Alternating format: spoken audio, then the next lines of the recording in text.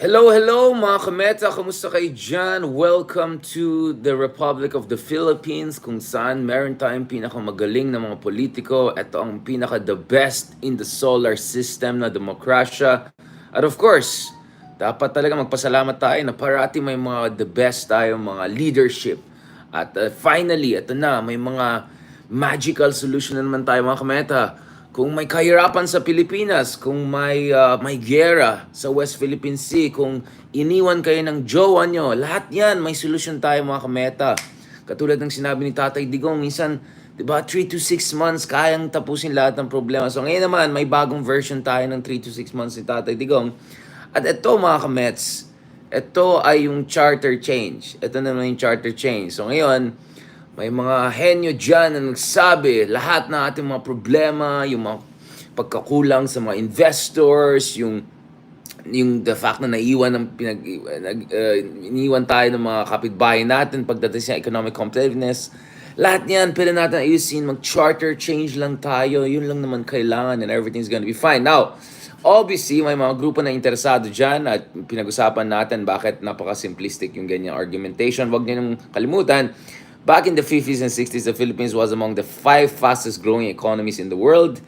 Kaya nga yung Asian Development Bank ay nilagay sa Pilipinas, hindi sa Seoul, hindi sa Tehran, at hindi sa Tokyo.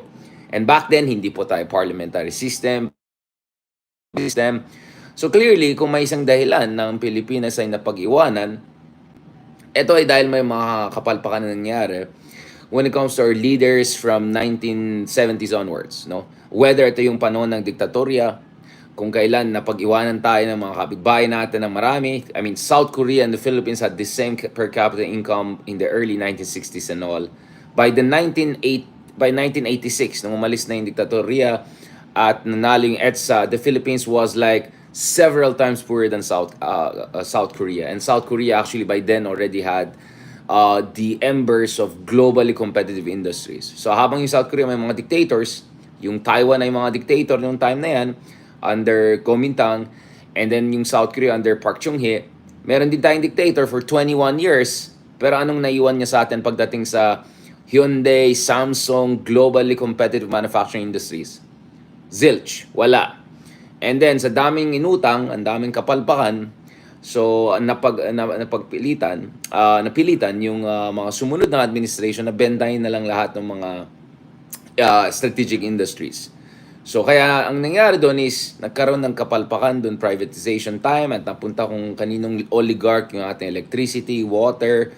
Kaya ang Pilipinas has one of the most expensive internet, water, electricity, utilities, which is, by the way, one of the reasons na ang mga investors ay medyo ayaw sa Pilipinas. Kasi mas mura ang tubig, mas murang electricity especially, which is important for manufacturing dun sa mga kapitbahay na bansa. And pagdating sa corruption, isang malaking problema sa atin is sa ibang bansa, alam mo na sinong kausap mo. There's one ruling party, yun ang kausap mo. There's one big guy there, yun ang kausap mo. Sa Pilipinas, bawat level, hanggang barangay level, hanggang minsan ba't yung mga sangguniang kabataan, lahat yata may di ba? Yun yung accusations na grabe daw yung corruption sa Pilipinas. So isa pa yan sa mga dahilan na hindi pumupunta mga investors dito. So sasabihin mo na dahil lang sa 1987 Constitution lahat ng problema natin, it's complete nonsense. Now, hindi ko sinasabi na perfecto yung 1997 Constitution, parati ko sinasabi na masyado siyang restrictive pagdating sa term of office. Sa aking palagay, isang galing na presidente has to have 2 4-year term in office, or Indonesia style, 2 5-year term in office.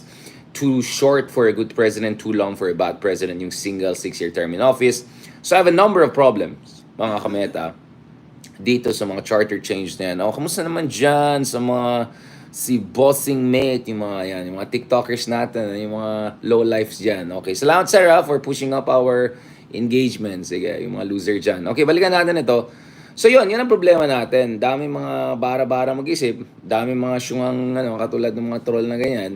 At mga binibigyan nilang solution ay EDSA puwera. Dahil sa EDSA lahat ng problema natin. When you look at the fact, actually, dun sa 1970s, 80s talaga tayo na pag-iwanan ng mga kapitbahay natin. Diba? Just compare Philippines with South Korea 1960s, compare Philippines South Korea 1980s. Ang layo na.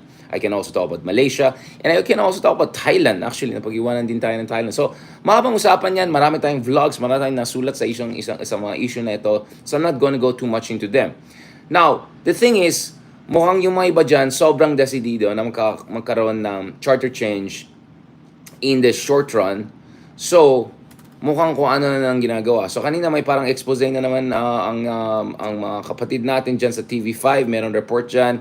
Tingnan naman tong report na to. So, grabe. Mukhang talagang pinipilit na ito na i-railroad yung so-called People's Initiative, yung mga ganyang kaekekan.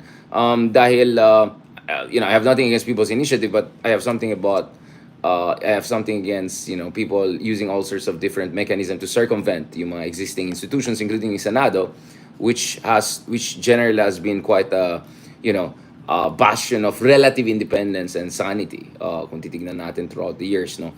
So, ito mga kameta, no, tingnan natin ito. Itong report na to, just to give you an idea of what we're facing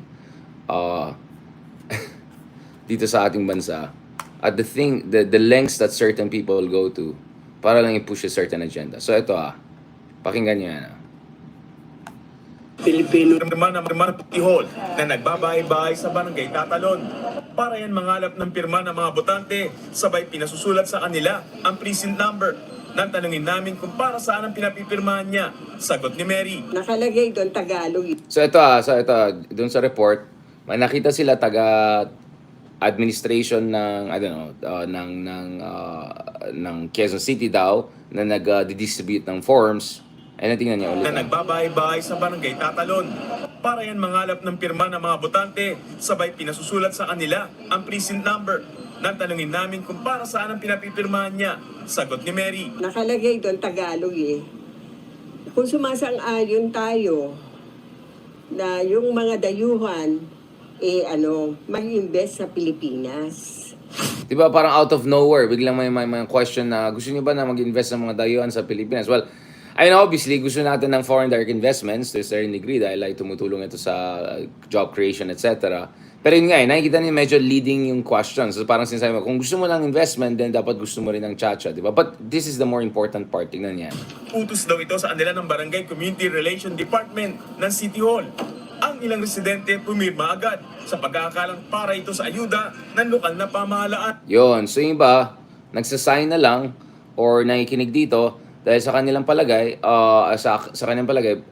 akala nila ito yung mga form para sa mga ayuda. No? So kung fill up mo yung form na yan, meron kang chance na kumuha ng ayuda. At of course, alam natin marami sa ating mga kaubayan na nahihirapan ngayon dahil sa inflation, dahil sa mga problema sa ating ekonomiya. At of course, marami pa rin ng sa ating kaubayan ay below the poverty line. So again, let's be very clear about this, okay? Parang lang, susulat lang pangalan mo, ganun. Malay mo kung ano ibigay sa amin sa mahihirap. Ito po ay para sa mga sa mga mamayang Pilipino na nangailangan ng tulong. Kung mabibigyan, pangako na magkaroon ng ayuda. Pero may ilang tumangging pumirma nang mabasa ang laman ng papel.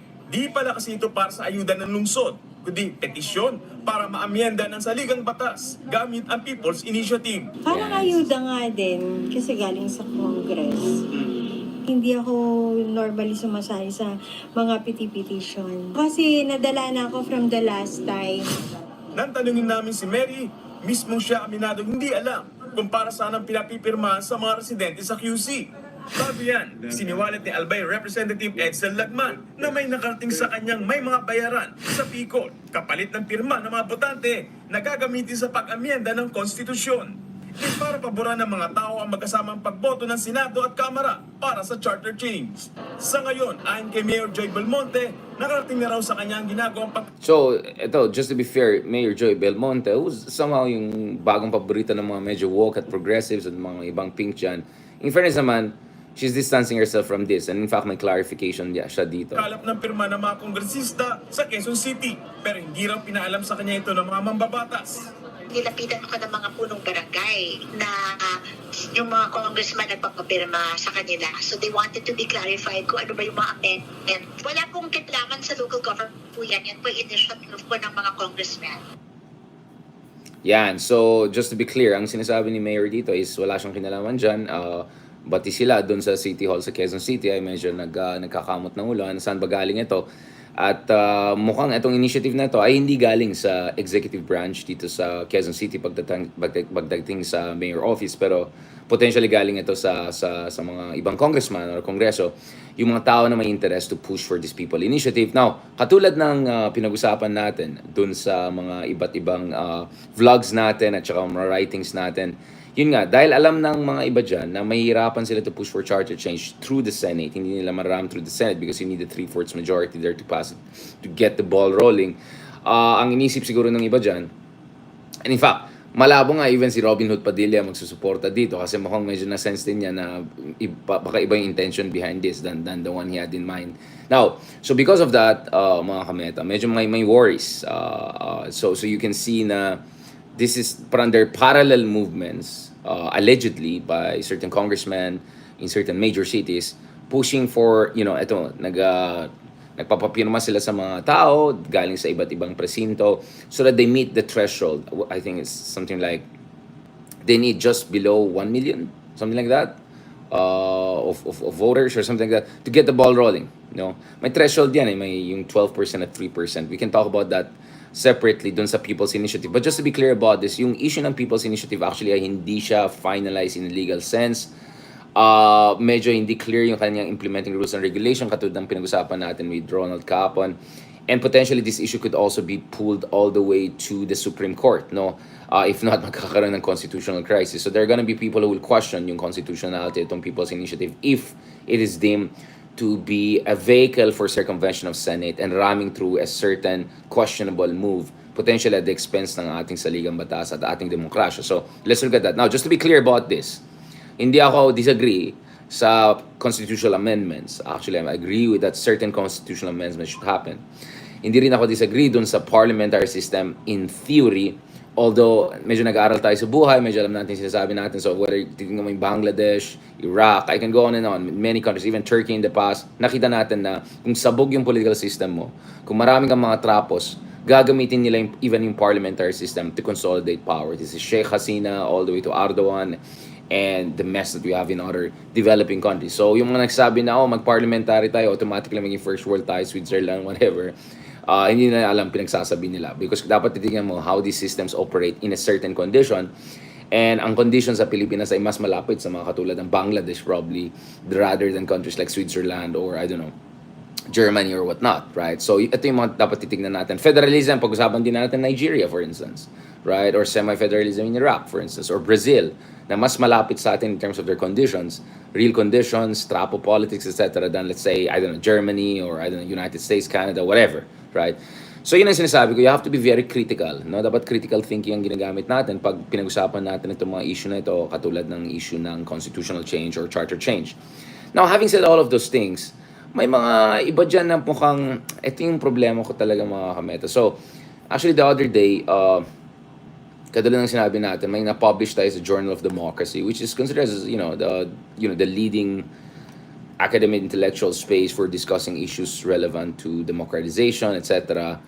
And mukhang may mga tao dyan na parang they're trying to twist this to make it look as if, in-endorse natin ang Marcos Jr. and sinasabi natin na he's a fantastic president and everything's going fine and all. Now, of course, first of all, that means hindi ka nagbasa ng article mismo, right? Because in fact, I use the term reformer, right, in quotation mark. O, yung mga iba na hindi marunong magsulat or hindi nakapag-aral ng mabuti nung tinuturo ng mga basics, di ba? Pag nilagay mo sa quotation mark, parang quote and quote, parang you're not necessarily saying it as a statement of truth. You're putting it out there with some significant caveat, no? Parang daw or so-called. Yun, right? Not to mention, kung tinignan yung article, I went back to my first analysis just after elections kung sabi ko, suabe itong presidente natin na ito. I don't think hindi siya maging katulad ni Digong na bara-bara, but that doesn't mean na he will necessarily follow yung precepts and spirit of its constitution, which by the way toppled yung kanyang pamilya from power, no?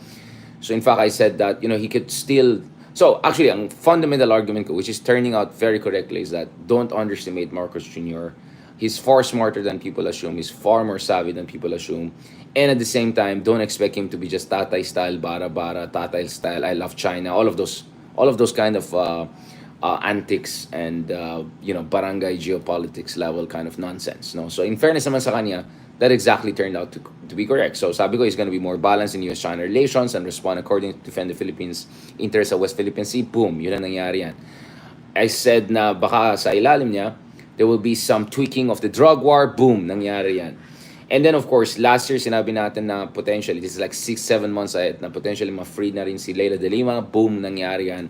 And then most importantly, of course, right now is baka maging mas bukas ang itong administration na ito sa International Criminal Court. And boom, nangyari yan. Lahat niyan pinag-usapan natin mga kameta. So, again, I put it in quotation mark because in terms of functional effect, sobrang mas maganda ang naging kalabasan ng Marcos Jr. administration than A, what was expected of him. Akala ng lahat gagayan niya yung tatay niya and push towards martial law. And B, akala ng iba, he will pick up where Duterte left off. But that's not what has happened so far, all right? So that's very clear. I always said, so far, right? And then, I also made it very clear na pag titignan mo, a lot of this semi-liberal, supposedly dilawan stuff na ginagawa niya, di ba? Yung ang sinasabi ng mga DDS yan, oh, ito, Aquino, 200% Aquino ito, or something like that. The 0% Duterte, or whatever. Well, a lot of this is because of also yung nangyaring hiduan sa unity. Eh, syempre, yung kabila, gusto ka i-bully, gusto ka i-pressure, hindi nila respeto yung pagka-presidente mo at mandato mo, you're gonna push back, right? So actually, some of these reforms that happened, politically makes sense because ito yung reflection na yung idwaan din nakita natin sa pagitan ng dalawang higanteng dynasties na yan. So I said there's a lot of ruthless pragmatism and realpolitik also involved here. But again, we can have a long debate about intentions. And I think when it comes to intentions, part of President Marcos Jr. also wants to make sure na ma-fully rehabilitate yung kanyang pamilya, ma-fully accept sila around the world. Life will be better for the next generation, even better than what he has had. Hindi maulit sa kanila yung nangyari sa kanya nung na napatalsik yung kanilang rehimen, so on and so forth, right? And then, who knows? Maybe there's also part of BBM that wants to leave some sort of decent legacy, especially pagdating sa West Philippine Sea. Because yun din naman in fairness yung legacy ng kanyang ama when it comes to fighting against China. When it comes to making sure na malakas yung position natin sa West Philippine Sea, yung mga base na nakita natin sa pag-asa. Ginawa yun, panahon pa lang ng tatay ni BBM, no? 1960s, 70s pa lang may plano na. And 1978, 1977, ito, meron na tayong airstrip dyan sa Pag-asa Island. So, there's also that aspect of the shadow of the father, the legacy of father, in a good sense. So, interestingly, some of the good legacies ng kanya ama ay inulit niya pagdating sa West Philippine Sea, pagdating sa balancing among superpowers.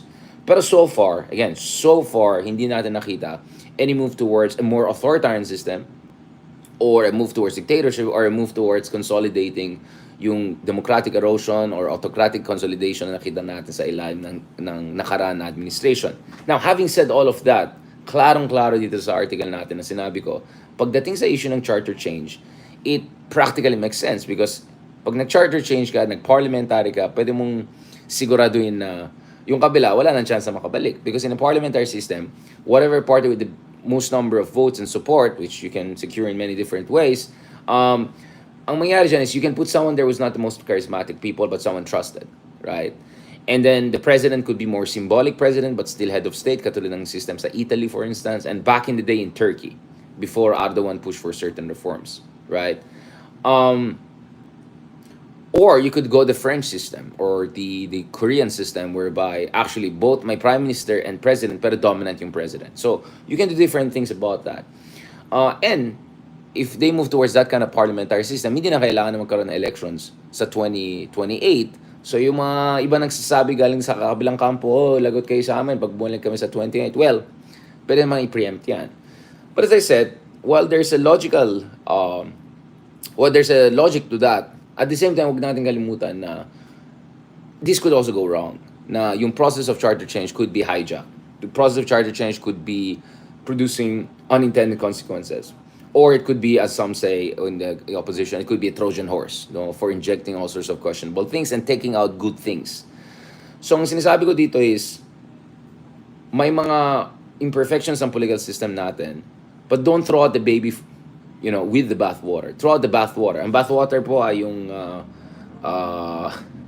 yung katrapuhan, corruption, lack of sufficient critical thinking in terms of our political culture. We're nowhere close to where we should be. In terms of making sure na we have strong state institutions, independent regulatory bodies. So yun yung mga kailangan natin. Not to mention, of course, protection of human rights, etc. So you have to separate the good things from the bad things. Bad things is corruption, katrapuhan, oligarchs and dynasties dominating our system. The good things are human rights, democracy, so on and so forth. Yun ang kailangan natin. Sorry, medyo naghalo. So, you have to separate the baby from the bathwater. So, you can do it through amendments, or you can do it actually with existing 1997 Constitution, but we make sure lang the better kind of leaders, less trapo kind of leaders, keep on winning, and we really have a government of best and brightest. Yung finance minister mo, yung I don't know, yung DTI secretary mo, etc. Ito yung mga best of the best.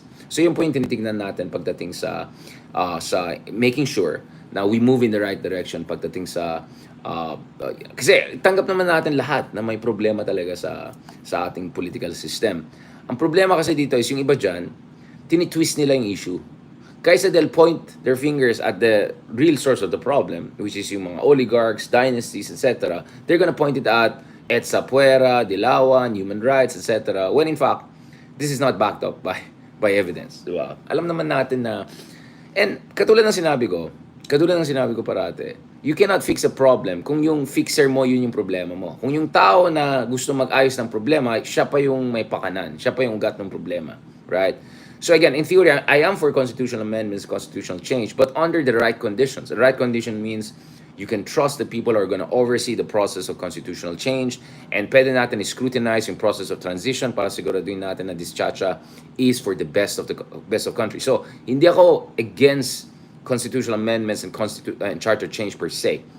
But, meron tayong mga caveats. Because if you don't have the right analysis and you don't do it under right conditions, pwede ma-hijack ito, or even worse. Or even if maganda yung intentions, there's something called the law of unintended consequences. Because there's always something that you're not gonna foresee. Right? There are gonna be certain problems that you're not gonna foresee. So I'll give you an example. So yung isang ginawa natin, for instance, was isa sa problema sa 1997 Constitution is wala silang implementing rules and regulations for enforcing anti-dynasty provisions of the Philippine Constitution. Nevertheless, may tinatawag na term limits. So hindi ka pwede maging senador forever. After 2 terms, you have to step down. After 3 terms, you have to step down from Congress. Now, I'll explain to you what is the law of unintended consequence. The law of unintended consequence is this. Hindi na-anticipate ng mga ibang tao na actually ang mangyari dito is you're potentially making dynastic politics worse. Because what has actually happened, and this is not what was intended, is this. Pag naka 2 term na yung isa, or naka 3 term na yung isa, right? 3 term especially doon sa LGU level or congressional level, ang nilalagay nila dyan yung asawa nila. So technically, hindi ka magva-violate ng term limits. Right? So you're technically legal. You're following the law. But, at the same time, you're incentivizing the creation of political dynasties. Because you did not create the condition to make sure na after yung 2 term or 3 term, whatever, ni mayor, senador, whatever, may laban yung mga ibang alternatives para silang pwede mag-replace sa kanya. So what happens is, kung itong congressman or itong governor in power for 2-3 terms, sisiguraduhin niya na once mag-hit na siya dun sa term limit niya, sisiguraduhin niya na pwede na mananalo yung kanyang asawa or anak o mag-anak or whatever once hindi na siya pwede tumakbo ulit. And then of course, meron din tayong situation kung saan nagsiswitch. So, yung tatay, mayor, yung anak, vice president, and then nag-term limit, bumaba yung tatay, umakyat yung anak. Well, we can name drop. Ang dami mga ganyan. So, this is what you call a law of unintended consequence. Because in fairness, maganda yung intention ng yung mga nag-push for term limits. Right? But, dahil na-hijack ito, it actually made the dynasty problem in the Philippines worse. So, what you actually need is a new set of laws and rules that make sure na maging competitive yung electoral landscape, make sure na walang vote buying, and make sure na may chance yung mga iba na pwede mag-replace dun sa mga dynasties or kung matapos yung termino niya in office. Right? So you're not creating conditions for competitive elections. Right? So that's one thing. The other thing correctly also pointed out here is yung ayan, si Walt Bayan or something, sinabi nila yung issue ng party list. Again, party list is another good example of law of unintended consequences. So kung tinignan mo yung party list system, parang tinanggap na nila na pagdating sa mga congressional races, good luck kung ikaw ay galing sa grassroots movements or manggagawa, etc. Because ang kalaban mo dyan, yung mga malalaking trapo at saka dynasties na billion-billion yung kanilang budget. So halos hopeless case yan. Diba? It's very, very hard na talunin mo yung mga warlords and dynasties in a normal congressional race, for instance. So what the party list did was, nag-reserve sila ng certain number of seat dun sa mga marginalized group, and then sila na lang na maglaban, and then depending on proportion of ilan ng vote ang napanalo nila out of the total vote for party list, magkakaroon ng proportioning, no? So kunyari ma-allocate ka ng 3 seats kung ikaw yung may pinakamalaking vote at certain percentage of total vote of party list, right? But here comes the law of unintended consequence. Na-realize yung ibang trapo and dynasties na, wait lang, parang mas mura pa kung maging party list congressman ka kaysa congressional congressman. At nakita nila, marami mga grassroots group doon, they managed to get 1 seat, 2 seat, or even 3 seats with very limited expenses and all, as long as they could mobilize a certain number of votes, 100,000, 200,000, 300,000, some up to 1 million, especially mga progressive, mga kabayan bloc, mga ganyan type of people. Now, what happened here is, also partly thanks to our Supreme Court, yung definition ng kung ano yung marginalized group, and more importantly, ang definition ng kung sinong pwede mag-represent ng marginalized group, ay naging masyadong relax. So ngayon, meron kang situation kung saan isang dating congressman na congressional, ang sasabihin niya, may malasakit ako sa mga, magsasaka, or mangingisda, or sa, security guards, or sa mga taga-probinsya namin. So gagawa kami ng party list ng mga ganitong tribo, or party list ng mga ganitong manggagawa, di ba? But, yung nagre-represent sa kanila, because may Supreme Court ruling tayo na hindi naman kailangan na, kunyari, kung ikaw yung congressman, ikaw yung party list representative ng isang party list na sabihin natin para sa mga manggagawa, you don't necessarily need to be a farmer yourself. As long as you just prove that in general,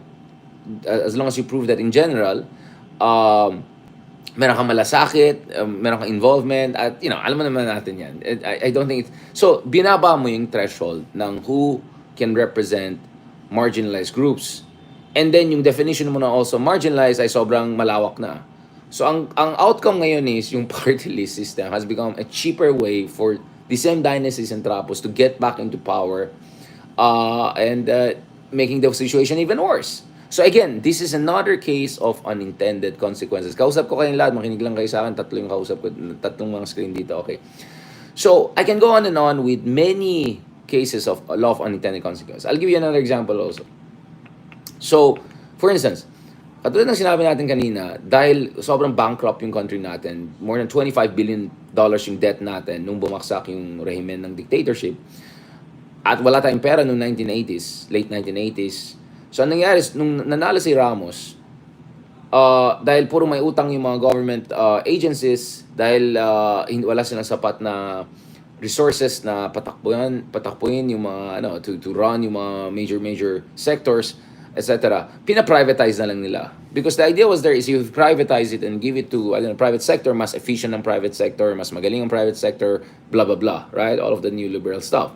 The problem though is that yung proseso ng privatization ay madali i-hijack yan sa mga developing countries kung saan mahina ang scrutiny, mahina ang state institution. So pwede ang gawin mo dyan is yung bidding process, lalaroin mo yan, di ba? So, eventually what happened is that during the privatization, lumakas lalo yung mga old economic oligarchs because they were able to be recipients of big state-owned enterprises or key critical infrastructure sectors during the privatization process. So again, maganda yung intention to push it to the private sector para mas maganda yung efficiency in delivery and all, pero nakita natin na hijack yung process. So, the Philippines is full of yung mga ganitong sitwasyon kung saan maganda yung intention yung mga ibang tao. Like for instance, nung na-introduce ang democracy sa Pilipinas ng panahon ng mga Amerikano, hindi naman totoong democracy kasi colonized pa rin tayo. Pero yung semi-commonwealth, semi-democratic, ang problema naman dyan is that automatically actually ensured na malakas yung mga hacienderos, landed elite, and mga oligarchs.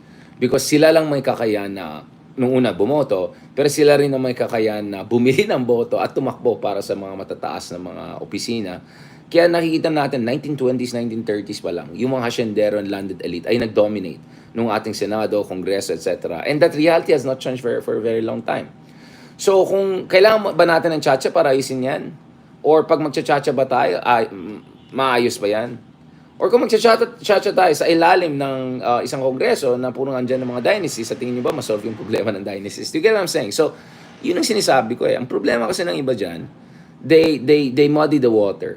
They create all of this confusion. And then they give all of this simplistic stuff para hindi ma-analyze ng tao ano ba talagang problema. Parang ganito yan eh. Kung wala kang kwentang driver, kahit anong kotse ibigay sa'yo, lalong hindi gaganda yung situation. In fact, kung hindi ka magaling na driver, tapos bibigyan ka na mas mabilis pa na kotse, baka lalong di ba? So, the problem is the driver, not the car. The car can be improved. Sure, I'm for amendments, I'm for, some... Pero mas problema natin dito yung driver eh. Yun po yung problema. Kaya sabi ko, kung pro-chacha kayo charter change, siguraduhin din nyo na yung mga tao ng sumusulong nito ay may interest talaga ng bayan. Or mapagkatiwalaan natin. Or at least medyo gets nila ano ba talagang kailangan ng ating bansa. Yun lang sinasabi natin dito eh. So again, I'm not against charter change. I'm definitely not against constitutional amendments, including amendments of certain provisions of our constitutions that prevents investments. Supposedly, we can have a long debate about that. But actually, I'll tell you what, there's another problem with Chacha is that, is it even necessary? Because sa ilalim ng nakaraan na Kongreso at Senado, they passed at least 3 different new laws to make us economically more competitive and to open certain sectors to foreign investments. Ang problema is, dahil maraming makulit dyan na gusto nila Chacha, hindi na pasa yung implementing rules and regulations on time. So delayed yung implementation, yung mga batas na dapat tumulong sa atin para gawin mas madali ang foreign investments. So my solution to that is, let's work with what you got. Don't try to reinvent the wheel and make it worse. Let's see how those laws operate, improve the conditions for investments, and then pwede natin pag-usapan in 2, 3, 4, 5 years if kailangan talaga ng total charter change para pagandahin yung ating ekonomiya. Last time I checked, actually, ang ekonomiya natin ay isa sa mga pinakamabilis sa mundo, especially dito sa ASEAN at Asia. Ang problema natin is hindi well-distributed yung income. Ang problema natin is hindi tayo nag-attract ng high-quality investments. Chacha bang sagot dyan? Or actually, trade policy, industrial policy, less corruption, less dynasties. So, yun yung sinasabi ko dito. So, yung mga iba na simplistic mag-isip, akala nila, parang ganito, parating yung sinasabi, si Michael Jordan, pag nag-shoot, nakalabas yung dila. So parang sinabi mo, pag ginaya natin, nilabas din natin yung dila natin pag nag-shoot tayo kasi galing tayo ni Michael Jordan. Parang ganyan kamababaw yung mga argument na iba dyan na gaya lang natin yung saligang batas ng ibang ganitong bansa maging katulad tayo ng mga bansang yan. Hindi, kasi you're not looking at law of unintended consequences. You're not looking at proper causality. Ang dahilan ba talaga na hindi nag-invest masyadong iba dyan sa Pilipinas ay dahil ba sa saligang batas natin? Or dahil ito dun sa napakamahalang electricity, napakahina infrastructure? So, then the solution is actually something more fundamental, right? So we can go on and on and on, right? I think all of us can agree na yung the fact that only 40 families in the Philippines take home 76% of newly created growth, the fact that 80% ng Kongreso, whatever natin, ay dominated ng mga dynasties. So tanggap natin yun yung problema, di ba? Kung hindi mo tanggap yun ang problema, ewan ko sa'yo, baka siguro dynasty ka or whatever, bayaran ka. Now, having accepted that, the next question is, does Chacha solve that problem or actually make it worse? Or at the very least, it's just a distraction from the real problem. Yun lang. On that note, thank you very much mga ka-Meta dito sa TikTok, dito sa YouTube, dito sa Meta. Thank you very much for that discussion. Again, yun ang problema kasi yung dami dyan, hindi nagbabasa, hindi nakikinig sa atin. I explain things very thoroughly and in different formats. Vlogs, articles, journal articles, books, etc. So, kung hindi kayo nagbabasa, huwag na kayo magmamagaling dyan kasi isi-shutdown ko lang yung mga nonsense na counter-arguments dyan na walang basihan. Alright? At ma-expose lang ng tamad kayo, hindi kayo nagbabasa or baka hater lang kayo and ibang problema na yan. Alright? On that note, thank you very much. Maraming salamat sa lahat mga nagmamahal sa atin, nagpo-follow sa atin, of course, new followers natin on TikTok, of course, on YouTube, tuloy-tuloy lang laban, and of course, dito sa Facebook. Maraming salamat. God bless and talk to you soon. Salamat po. God bless. Salamat po.